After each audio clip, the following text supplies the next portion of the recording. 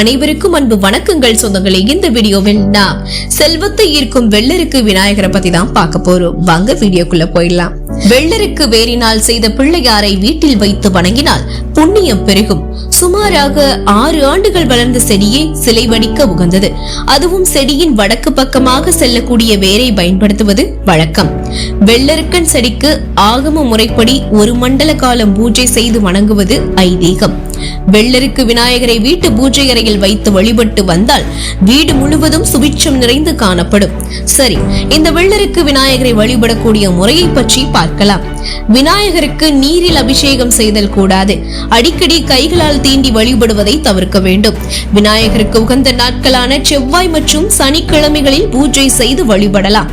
உலர்ந்த பூக்களை சூட்டலாம். வெள்ளருக்கு விநாயகர் தரும் பலன்கள் என தெரியுமா? வெள்ளருக்கு விநாயகரை வணங்கி வந்தால் செல்வம் பெருகி தன ஆகர்ஷணம் உண்டாகும்.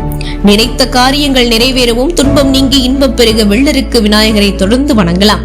அதோடு வெள்ளருக்கு விநாயகரை வணங்கி வருவதன் மூலம் நவக்கிரக தோஷத்தின் தாக்கம் குறைவதுடன் எடுக்கும் செயல்களில் அனைத்திலும் வெற்றி கிட்டும் என்பது ஐதீகம்.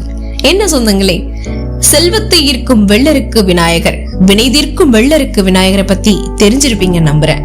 இந்த வீடியோ உங்களுக்கு பயனுள்ள நினைச்சீங்கன்னா லைக் பண்ணுங்க, இதை நிறைய பேருக்கு ஷேர் பண்ணுங்க. மேலும் இந்த மாதிரியான அருமையான ஆன்மீக தொழில்களுக்கு நீங்க நம்மளுடைய சேனலை சப்ஸ்கிரைப் பண்ணி சப்போர்ட் பண்ணுங்க. மீண்டும் சந்திக்கலாம் சொந்தங்களே.